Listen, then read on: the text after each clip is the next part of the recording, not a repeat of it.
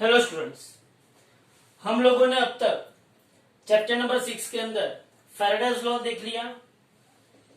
बोलो Faraday's law हमारा क्या था? कि इंड्यूस ईएमएफ जो था वो induce EMF E is equal to minus N delta phi by delta T. ये एवरेज इंड्यूस ईएमएफ है, जिसको मैं एवरेज ईएमएफ लिख सकता हूं। नाउ मैंने आपको बोला था कि limit delta T tends to अगर जीरो है, limit delta T tends to zero, अगर मैं delta phi by delta T पे अप्लाई करता हूं तो मुझे जो ईएमएफ मिलता है वो इंस्टेंटेनियस ईएमएफ मिलता है। Okay, here negative sign represents the presence of Lenz law. Presence of Lenz law. ध्यान से समझिए, नेगेटिव साइन जो है वो लेंज लॉ की प्रेजेंस रिप्रेजेंट कर रही है। ध्यान से समझना, लेंज लॉ की प्रेजेंस का मतलब क्या? अब यहां पे देखो, ये प्रेजेंस ऑफ लेंज लॉ का मतलब क्या है? सी फैराडेज लॉ हमें ये बोलता है कि कॉइल के अंदर ईएमएफ इंड्यूस होता है और उस ईएमएफ की वजह से कॉइल के अंदर एक करंट बहता है। अब ये करंट की डायरेक्शन क्या होगी? एंटी क्लॉकवाइज होगी कि क्लॉकवाइज होगी, वो हमें पता करना है। तो डायरेक्शन ऑफ करंट ढूंढने के लिए मुझे यहाँ पे कौन सा लॉ यूज करना पड़ेगा? Lenz law. अब ये लेंज लॉ कहना क्या चाहता है तो ध्यान से समझो। लेंज लॉ इसको दो तरीके से समझाते हैं। एक तो एनर्जी कंजर्वेशन के बेस पे भी इसको समझाया जा सकता है, और दूसरा मैग्नेटिक फ्लक्स बढ़ रहा है घट रहा है उसके बेस पे भी समझाया जा सकता है।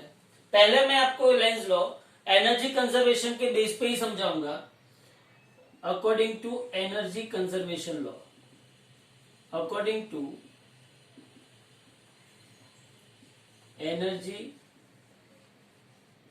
कंजर्वेशन लॉ, ध्यान से समझना। पहले तो आप मेरी बात समझो कि यहां पे सपोज कि कोई एक कॉइल है, यहां पे सपोज कि कोई एक कॉइल है। Okay,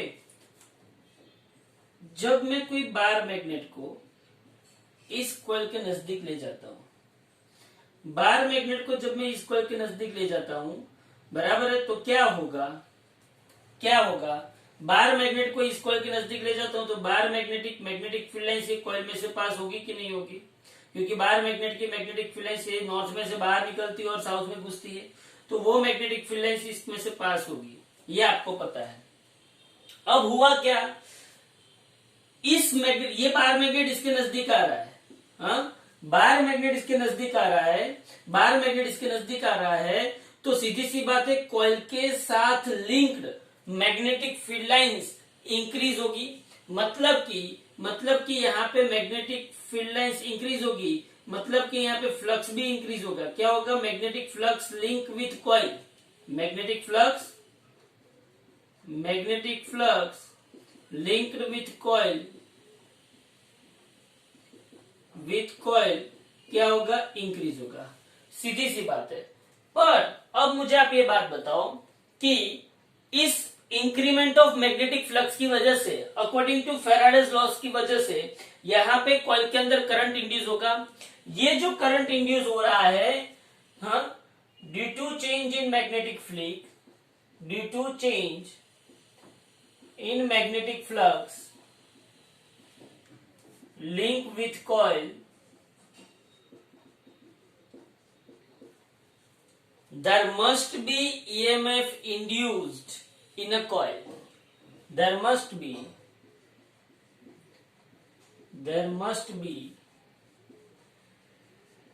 EMF induced in a coil. Coil के अंदर ईएमएफ इंड्यूस होगा कि नहीं होगा? अब ये जो ईएमएफ इंड्यूस हो रहा है उसकी वजह से suppose suppose suppose current induce current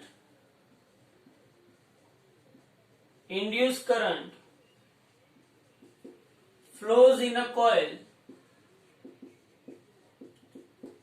उसके पास दो चीज है, या तो वो क्लॉकवाइज घूम पाएगा या तो वो एंटी। आप यहां से देख रहे हो ये बार मैग्नेट है, ये कॉइल है, कॉइल ऐसे ऐसे मतलब ये बार मैग्नेट ऐसे जा रहा है, बराबर है। आप यहां से देख रहे हो यहाँ पे कॉइल है, ये कॉइल है, आप यहां से देख रहे हो, बराबर है। अब करंट या तो एंटी क्लॉकवाइज जाएगा या तो क्लॉकवाइज जाएगा, करंट या तो एंटी क्लॉकवाइज जाएगा या तो क्लॉकवाइज जाएगा। फिर से करंट या तो एंटी क्लॉकवाइज जाएगा या तो क्लॉकवाइज जाएगा। ऐसा एज्यूम करो कि करंट क्लॉकवाइज जा रहा है, हाँ, assuming suppose induce current flows in a coil in clockwise direction. बोलो क्लॉकवाइज डायरेक्शन होगा तो क्या होगा, चलो बोलो। मुझे आपको शायद पता होगा कि क्लॉकवाइज डायरेक्शन में करंट बहता है। तो अब सुनो मेरी बात, सपोज ये क्लॉकवाइज डायरेक्शन में, लेकिन ये क्लॉकवाइज डायरेक्शन में, तो इसका मतलब क्या है, आपको आगे बोला गया था कि सपोज कि ये सोलेनोइड का फ्रंट है, ये सोलेनोइड, ये उसका फ्रंट है, ये उसका फ्रंट है और पीछे उसका बैक होगा। अगर इसमें एंटी क्लॉकवाइज करंट बहेगा, अगर इसमें एंटी क्लॉकवाइज करंट बहेगा तो ये नॉर्थ पोल होगा। अगर इसमें एंटी क्लॉकवाइज करंट बहेगा, समझना, अगर इसमें एंटी क्लॉकवाइज करंट बहेगा मतलब कि ऐसे अगर करंट बहेगा, हाँ सुनना ध्यान से, ये सोलेनोइड अगर उसमें एंटी क्लॉकवाइज, आपके नजरिए से देखो, एंटी क्लॉकवाइज करंट बहा तो ये थंब जहां पे बाहर आ रहा है, एंटी क्लॉकवाइज करंट बहा तो थंब जहां से बाहर आ रहा है वो लोग कौन सा पोल होगा, नॉर्थ पोल होगा। कौन सा पोल होगा, नॉर्थ पोल होगा। बोलो इतना पता चला कि नहीं चला, हाँ, कौन सा पोल होगा, नॉर्थ पोल होगा, बराबर है। और पीछे वाला साउथ पोल। अगर एंटी क्लॉकवाइज करंट बहता है, एंटी क्लॉकवाइज करंट बहता है तो वो कौन सा पोल रिप्रेजेंट करता है, नॉर्थ पोल रिप्रेजेंट करता है यहाँ पे। अगर उसमें से क्लॉकवाइज करंट बहता है, कैसा करंट बहता है, क्लॉकवाइज, चलो क्लॉकवाइज करंट बहता है, ये सोलेनोइड है, ये सोलेनोइड में अगर क्लॉकवाइज करंट बहता है, कौन सा करंट बहता है, क्लॉकवाइज करंट, तो नॉर्थ पीछे गया तो आगे कौन मिला, साउथ मिला। तो यहाँ पे कौन सा पोल बनेगा, साउथ पोल बनेगा। समझो आप यहाँ पे अगर करंट कैसा बहता है, क्लॉकवाइज, करंट कैसा बहता है, क्लॉकवाइज, तो क्लॉकवाइज करंट होगा, क्लॉकवाइज करंट होगा तो ये कौन सा पोल बनाएगा, साउथ पोल बनाएगा। कौन सा पोल बनाएगा, साउथ पोल। तो हमने ऐसा एज्यूम किया है कि ये जो हम जब ये बार मैग्नेट को ऐसे ले जा रहे हैं तो ये जो कॉइल है, कॉइल के अंदर हमने ऐसा एज्यूम किया कि करंट क्लॉकवाइज बहता है। कैसा बहता है, क्लॉकवाइज। अब सोच यहां पे ये कॉइल समझो, आप समझना, आप यहां से इसको देख रहे हो, ये बार मैग्नेट है, ये नॉर्थ पोल है और ये कौन सा पोल है, साउथ पोल है। और आप इस कॉइल को देख रहे हो, और आपको यहाँ पे करंट क्लॉकवाइज मिला। अगर आपको करंट क्लॉकवाइज मिला तो ये कौन सा पोल बनेगा, बोलो क्लॉकवाइज में कौन सा पोल बनेगा, ये साउथ पोल बनेगा। और अगर ये साउथ पोल बनेगा, ये नॉर्थ है और ये साउथ है, ये नॉर्थ है और ये साउथ है, क्या दोनों के बीच में अट्रैक्शन होगा, क्या दोनों के बीच में अट्रैक्शन होगा कि नहीं होगा। ये नॉर्थ पोल है और ये कौन सा पोल है, साउथ पोल है, दोनों के बीच में अट्रैक्शन होगा कि नहीं होगा। और जब इन दोनों के बीच में अट्रैक्शन होगा तो आपको इस बार मैग्नेट को यहाँ पे ले जाने के लिए कोई वर्क करना पड़ेगा। Here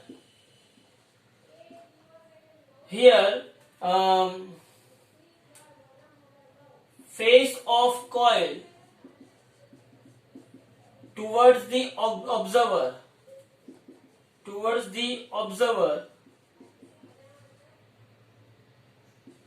will become south pole if current flows in a clockwise direction,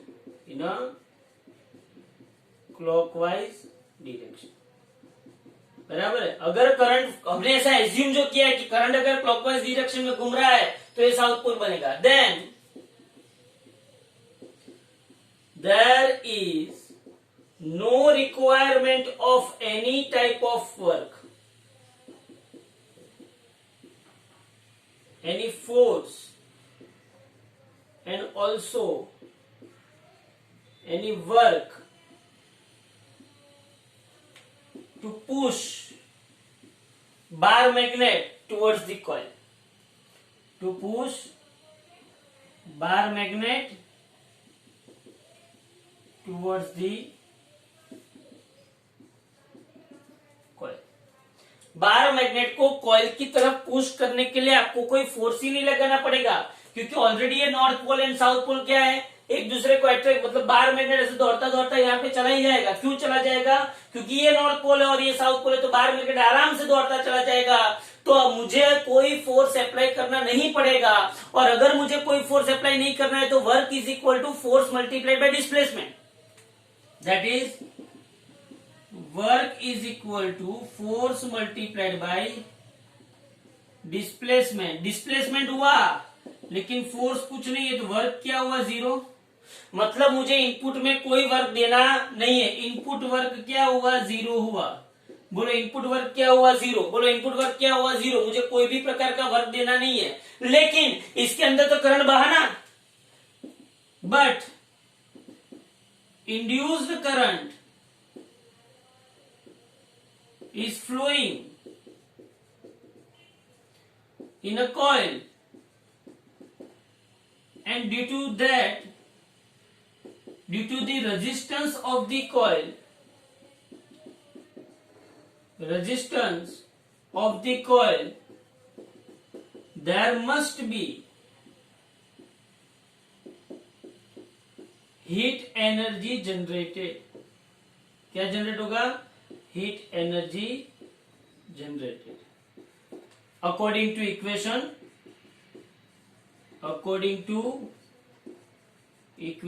H is equal to I square RT.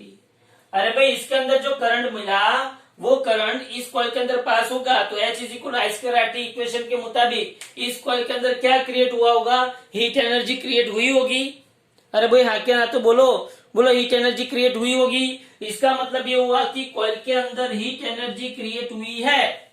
क्या मैंने इनपुट में कोई एनर्जी दी? इनपुट एनर्जी 0 है. मुझे आउटपुट में क्या मिली? हीट एनर्जी मिली. अरे भाई इनपुट एनर्जी क्या है? 0 है, और मुझे आउटपुट में क्या मिली? हीट एनर्जी मिली. फिर से बोलो भाई इनपुट एनर्जी 0 है, लेकिन मुझे आउटपुट में क्या मिली? हीट एनर्जी मिली. पता चला कि नहीं चला? पता चला कि नहीं चला? मुझे इनपुट में एनर्जी कुछ नहीं दी है, लेकिन आउटपुट में मुझे हीट एनर्जी मिली. तो according to energy conservation law, according to energy conservation law, this is not possible.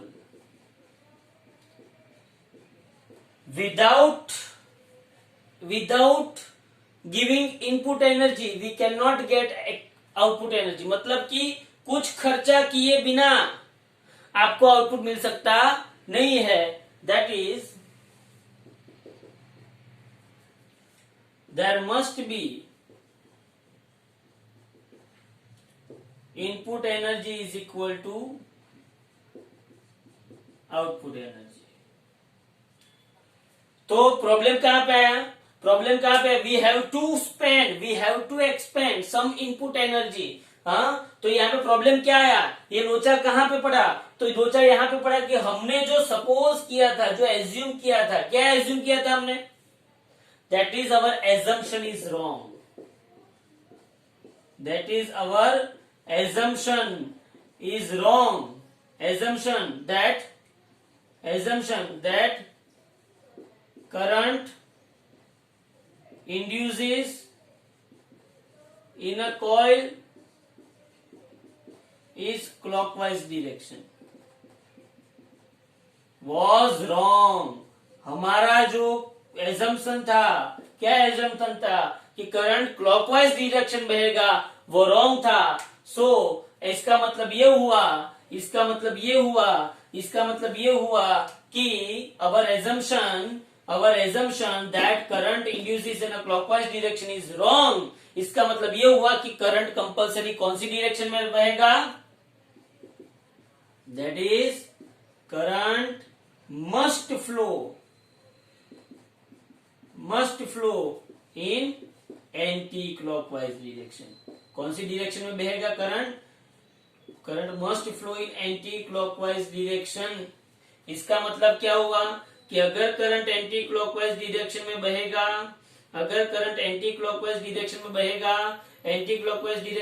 तो यहाँ पे कौन सा पोल क्रिएट होगा? एंटी क्लॉकवाइज में नॉर्थ पोल क्रिएट होगा. और ये जो हम यहाँ से इसको देख रहे हैं, ये नॉर्थ है, ये साउथ है, ये नॉर्थ पोल और ये भी नॉर्थ पोल, ये एक दूसरे को क्या करेंगे? रिपल्सिव फोर्स लगेगा. हाँ, रिपल्सिव फोर्स लगेगा तो मुझे क्या करना पड़ेगा? इसको पुश करना पड़ेगा. किसको? मैग्नेट को. हाँ, तो यहाँ पे क्या होगा? बोलो, यहाँ पे क्या होगा? करंट एंटी क्लॉकवाइज डायरेक्शन में बहेगा. So magnetic field induces will give north pole towards bar magnet की ओर कौन सा पोल बनेगा? यहाँ पे नॉर्थ पोल बनेगा. बार मैग्नेट की ओर नॉर्थ पोल बनेगा. बार मैग्नेट की ओर अगर नॉर्थ पोल बनेगा तो इसका मतलब ये होगा कि north pole of bar magnet, फिर से देखो, so north pole of bar magnet and north pole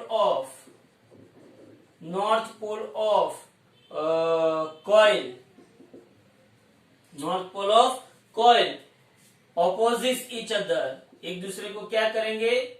opposite each other. So to push bar magnet, towards the coil. So to push bar magnet towards the coil, we have to do work. We have to apply force and do work. That is, we have to input some energy or expense some energy, and that energy will results in heat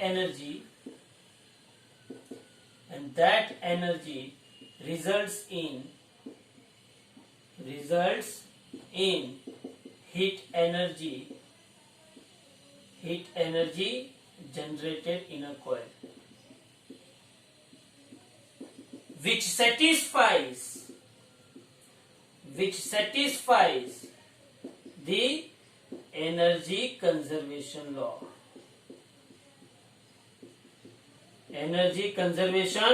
ये क्या करता है? Energy conservation law को क्या करता है? Satisfy करता है. बोलो, इतना पता चला. तो पहले मैंने क्या एज्यूम किया था? क्लॉकवाइज एज्यूम किया तो नॉर्थ मिला, अरे नॉर्थ साउथ मिला. इसका मतलब ये हुआ कि वो अट्रैक्ट हो जाएगा तो आपको कोई एनर्जी अप्लाई करनी नहीं पड़ेगी, कोई एनर्जी खर्च करनी नहीं पड़ेगी, लेकिन फिर भी आपको आउटपुट में कुछ ना कुछ एनर्जी क्या हो जाती है? मिल जाती है, जो एनर्जी कंजर्वेशन लॉ का क्या करता है? अपोज करता है. इसका मतलब ये हुआ कि यहाँ पे करंट कंपल्सरी कौन सी डायरेक्शन में घूमना चाहिए? Anti clockwise. कौन सी डायरेक्शन में घूमना चाहिए? एंटी क्लॉकवाइज डायरेक्शन में घूमना चाहिए. तो यहाँ पे नॉर्थ पोल होगा. ये नॉर्थ पोल इस नॉर्थ पोल को क्या करेगा? रिपल करेगा. तो मुझे इस बार मैग्नेट को कॉइल के नजदीक ले जाने के लिए क्या करना पड़ेगा? फोर्स अप्लाई करना पड़ेगा. और वो जो फोर्स अप्लाई करते हैं उसकी वजह से वर्क होगा, and that work will be converted into energy, which we want to know है हीट एनर्जी. क्या बोलते हैं उसको? Heat energy. तो ये सब जो लंबी कहानी है, ये लंबी कहानी का छोटा सा कंक्लूजन क्या है? ये बहुत इंपॉर्टेंट, ये कंक्लूजन बहुत इंपॉर्टेंट है. ध्यान से देखना कंक्लूजन, ध्यान से देखना. तो लेंज लॉ का स्टेटमेंट तो होगा ना कुछ, ध्यान से देखना. ये कॉइल, ये मैग्नेट, ये मैग्नेट जब नजदीक आ रहा है तब इसकी मैग्नेटिक फील्ड लाइंस ऐसे जा रही है। इस मैग्नेटिक फील्ड लाइंस के चेंज की वजह से इसके अंदर क्या क्रिएट होता है, करंट। क्या क्रिएट होता है, करंट। और इस करंट की वजह से इसके अंदर क्या क्रिएट होता है, मैग्नेटिक फील्ड। बोलो पता चला कि नहीं चला? तीन चीज है। बोलो पहले तो चलो, पहली जनरेशन कौन है, बार मैग्नेट। बार मैग्नेट की वजह से कौन क्रिएट हुआ, इंड्यूस करंट। कौन क्रिएट हुआ, इंड्यूस करंट। ध्यान से सुनना। और इंड्यूस करंट ने किसको इंड्यूस किया, induce magnetic field in a coil.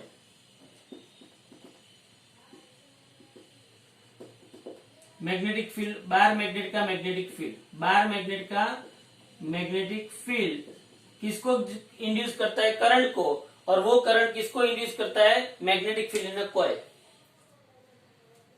Lenz law क्या कहता है कि ये जो इंड्यूस करंट है, ये जो इंड्यूस ईएमएफ है, वो वही डायरेक्शन में घूमेगा। इंड्यूस करंट ऐसी ही डायरेक्शन में घूमेगा कि उसकी वजह से जो मैग्नेटिक फील्ड जनरेट हुआ है वो इसके कॉज का, इसका कॉज मतलब कौन, induce current, induce EMF in induce EMF और current in a coil, induce EMF और करंट इन अ कॉइल ऐसी ही डायरेक्शन में बहेगा, ऐसी ही डायरेक्शन में फ्लो होगा कि जिससे इसके अंदर करंट ऐसी ही डायरेक्शन में बहेगा कि इसकी वजह से इंड्यूस्ड हुआ मैग्नेटिक फील्ड, इसकी वजह से इंड्यूस हुआ मैग्नेटिक फील्ड इंड्यूस करंट के कॉज को, इंड्यूस करंट के कॉज मतलब उसका सोर्स। हाँ, इंड्यूस करंट के कॉज का ही, इंड्यूस करंट का कॉज कौन है,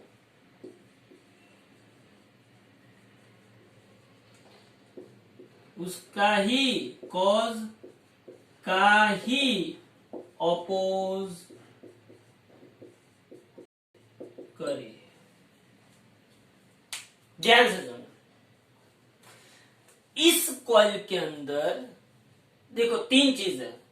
एक ये बार मैग्नेट, उसका मैग्नेटिक फील्ड जो नजदीक आ रहा है, मतलब मैग्नेटिक फील्ड बढ़ता जा रहा है, मतलब ये बार मैग्नेट का मैग्नेटिक फ्लक्स होगा, ये मैग्नेटिक फ्लक्स यहाँ पे होगा।